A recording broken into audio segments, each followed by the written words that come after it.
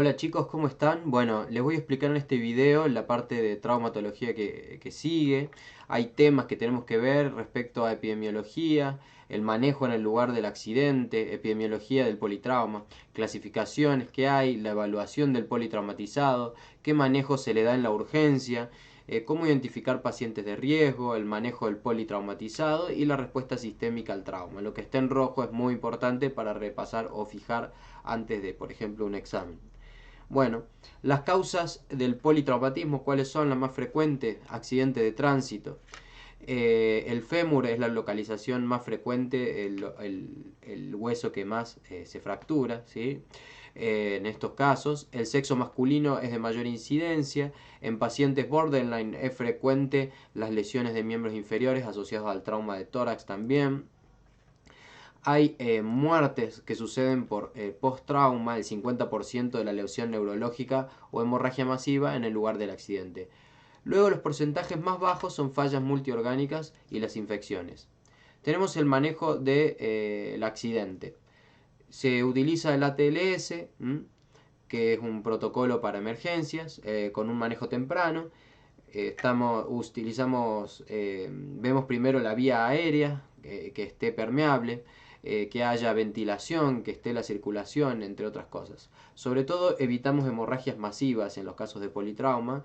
Vemos que la frecuencia respiratoria sea estable, el Glasgow, que no llegue a coma, es decir, que no sea menos de 8. Observar que no sea menos de 8 con necesidad de intubación, con menos de 10 inhalaciones por minuto.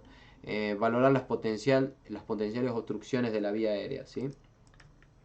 El Glasgow, tenemos tres características con respecto al mismo, que es la apertura de ojos y se le da puntajes. Respuesta verbal también se le da puntajes de acuerdo a qué respuesta verbal tenga, y la respuesta motora también. Si responde, si localiza, o si hace flexión al dolor o extensión al dolor, o no hace nada. Lo mismo con la apertura de ojos y la respuesta verbal. Ahí les dejo la imagen, si ustedes quieren la pueden repasar. La escala de injuria, ahora vamos a ver que se utiliza también, que nos permite esta escala de injuria evaluar la ISS, ¿sí? Que es una fórmula de la sumatoria cuadrada de tres escalas de injuria, ICE, más altos. Ahí les dejo el score, si quieren lo pueden repasar, es un poquito más complicado, pero bueno, a nivel principal lo que tenemos que saber es que hay una escala y en base a eso se hace una fórmula, y que es una herramienta de investigación y que no es para tratamientos, ¿sí? Cuando esta fórmula da mayor a 15, el índice de severidad o de trauma es mayor. Entonces su importancia se relaciona básicamente con la morbilidad, la mortalidad del paciente y el tiempo de estadía postoperatorio o post-trauma que hay, ¿sí? Bueno, hay alergias, medicamentos, antecedentes, ingesta de alimentos, eventos que llevan al trauma. Y ahora vamos con el manejo de las extremidades amputadas. Se puede limpiar con solución fisiológica, cubrir con una gasa estéril, colocar en una bolsa de residuos patógenos o de plástico este miembro, colocar la bolsa en el contenedor con hielo, no permitir que se congele, ¿sí? Es decir, tratar temperaturas que correspondan con los casos que estamos tratando, ¿sí? Y transportar la extremidad junto con el paciente, que es muy importante. Después las causas del shock en politrauma son muchas, que actúan al mismo tiempo, pero fundamentalmente está la hipovolemia, por hemorragias, volumen de pérdidas sanguíneas que hay. En base al grado de pérdida se clasifica de 1 a 4, ¿sí? También el pulso, cómo está, respecto a la reposición de fluidos, qué es lo que se utiliza en cada caso. Bueno, entonces este cuadro nos muestra reposición en base a la pérdida sanguínea y la clasificación de esas hemorragias. Eso lo podemos repasar en fractura de pelvis.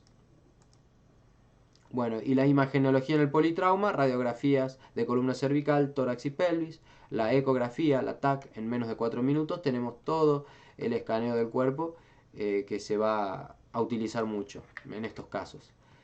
Luego tenemos que relacionar la edad versus la mortalidad. En pacientes gerontes la mortalidad es 3 veces directamente proporcional a la energía del trauma. Cuando hay un trauma puede haber una respuesta severa con falla multiorgánica que lleva a la muerte del paciente en algunos casos. Y si el trauma es moderado hay una respuesta inflamatoria. A veces se planea una cirugía y la consecuencia de esta intervención se desencadena una falla multiorgánica.